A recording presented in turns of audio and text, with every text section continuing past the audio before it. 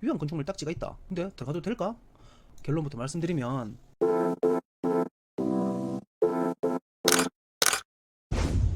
안녕하세요. 부동산의 기초부터 고급 정보까지 말씀드리는 부동산 블랙박스 채널입니다.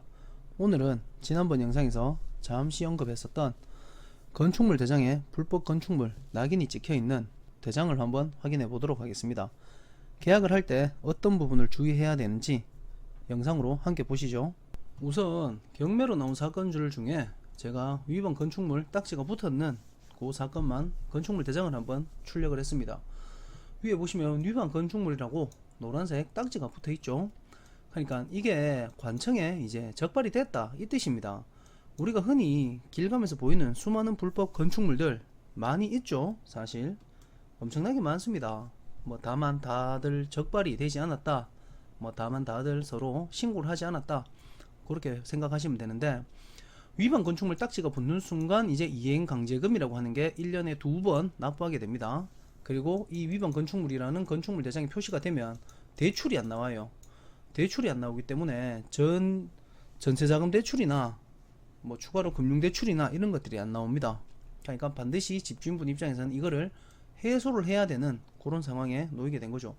다만 이 딱지가 붙는다고 해서 기존에 대출이 실행된 것은 대출을 상환해라 라고 들어오진 않습니다. 대신에 연장을 할 때는 문제가 좀 생길 수는 있겠죠. 제가 이 불법 건축물이라서 조금 민감한 정보가 있을 수 있어서 이거는 주소나 이런 개인 정보들은 다 가렸고요. 그러면 우리 시청자분들 입장에서는 위반 건축물이라는 딱지가 붙었을 때 이 집에 세를 들어가도 되냐 말아야 되냐, 이게 제일 중요한 부분이잖아요. 사실 위반 건축물 딱지가 있다, 근데 들어가도 될까? 결론부터 말씀드리면 때에 따라 다르다 이렇게 말씀드릴 수 있겠습니다. 어떤 때에는 괜찮고 어떤 때에는 안 괜찮은지 그거에 대해서 말씀드릴게요.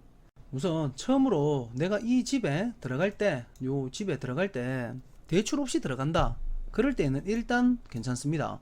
근데 대출을 받아야 된다 그럴 때는 계약을 하시면 안 됩니다. 전세자금 대출 나오지 않아요. 자, 그리고 두 번째로 여기 3층 있죠, 4층. 요 건축물 대장의 불법 내용을 보시면 여기 4층인데요 맨 뒤에 보면 요 내용이 나옵니다. 건축가에서 무허가 건축물 22제곱 조리식 판넬 4층에 18제곱미터 증축하고 참고로 옥상층에 4제곱미터 지금 증축했다, 그리고 시정 조치를 내렸다, 이렇게 지금 어떤 상황인지에 대해서 나타내 줍니다. 그리고 22년도 6월 14일 날 건축가에서 이제 관련 무허가 건축물 4제곱미터 있죠, 아까 옆에 있었던 창고 옥상 4층, 요거는 철거를 했다, 그래서 일부 시정이 됐다. 그리고 4층의 조리식 판넬 주택은 시정 조치 중이다, 아직 이것은 이행하지 않았다라고 볼 수 있겠죠. 그러면 제가 만약 계약해야 될 부분이 이 4층이다 그러면 문제가 좀 되겠죠. 일단 좋습니다. 전세자금 대출을 받지 않고 그냥 모든 전세금을 내 돈으로 입주를 하게 된다면 대출이 필요 없으니까 일단 입주는 가능해요.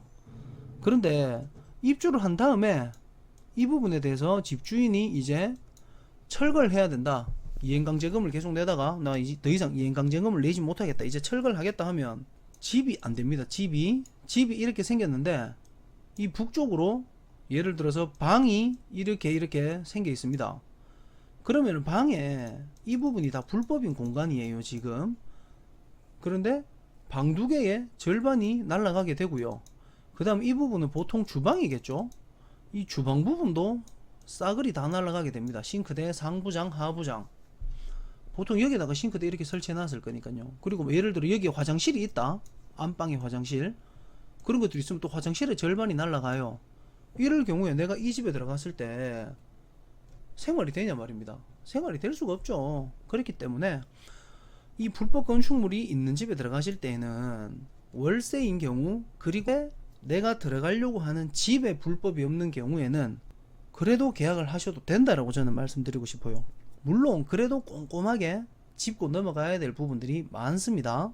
무조건 되는 건 아니에요. 하지만 내가 들어갈 집, 그리고 내 보증금이 작아서 해결을 할 수 있다 그랬을 때에는 건축물 대장에 불법 낙인이 찍혀 있더라도 사실 계약하셔도 크게 어려운 사항은 아닙니다.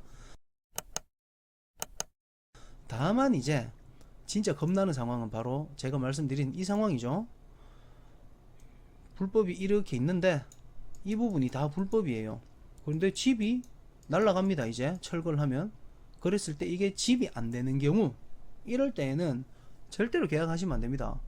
건축물 대장에 맨 뒷페이지나 두 번째, 세 번째 장을 보시면 요게 다 나와요. 4층에 109제곱미터, 요게 요 집의 면적인데요. 여기에 이제 플러스 서비스 면적이 알파로 있겠죠.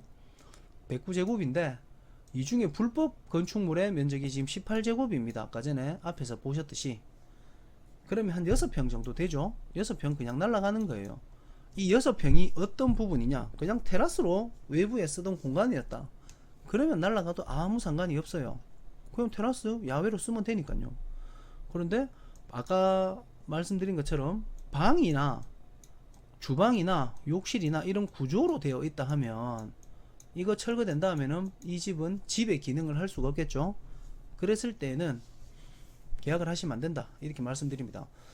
단 계약을 하고 들어간 다음에 이게 철거가 이루어집니다. 그러면 이 집은 더 이상 임대차 계약을 이행할 수 없을 정도의 현저히 악화된 상황이 되어버렸죠. 이럴 때는 집주인에게 계약 해지를 통보하고 내 보증금을 돌려달라고 요구할 수 있는 권리가 생겨요. 근데 사서 고생하지 맙시다 우리. 사서 고생하지 말고 처음부터 이 불법인 공간이 어딘지 확인해보고 이런 집이 있다면 안 들어가시는 게 최선입니다. 제가 생각할 땐 그래요. 건축물 대장 조금 더 살펴보도록 하겠습니다. 두 번째 장 보시면 여기에 이제 뭐 정화조 나오고 허가일, 착공일, 사용승인일 나옵니다. 그리고 건축주분 나오죠. 뭐 설계자분, 공사감리, 현장관리. 그리고 또 확인해야 될 것이 승강기가 있다 없다, 이 부분 확인하시고요. 그 다음에 주차장이 7대 있습니다. 이 여기에 가구수가 몇 가구가 있었냐 하면 아까 전에 5가구, 4가구, 그리고 4층에 1가구요. 9가구, 10가구. 10가구에 주차 7대입니다. 자, 주차가 7대. 그럴 때에는 0.7대 1이죠. 4가구의 주차 기준에는 딱 맞는 기준입니다만은 임차인분들이 생활하시기에는 사실 조금 더 이게 높았으면 좋겠다, 이런 생각이 듭니다. 오늘은 이 일반 건축물 대장에 위반 건축물 딱지가 붙어 있는 집 계약을 해야 되나 말아야 되나 고민 중이신 분들을 위해서 영상을 한번 촬영해 봤습니다. 아까 말씀드린 대로 내 집이 불법 건축물이 아니에요.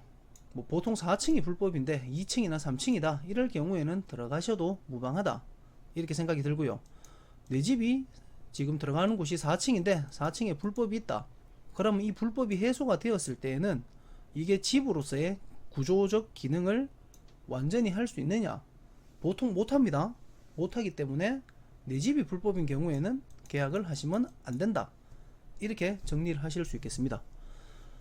오늘 영상은 이것으로 마치고요. 다음번에 더 좋은 영상으로 돌아오도록 하겠습니다. 오늘 영상이 도움이 되었다면 구독과 좋아요 부탁드립니다. 고맙습니다.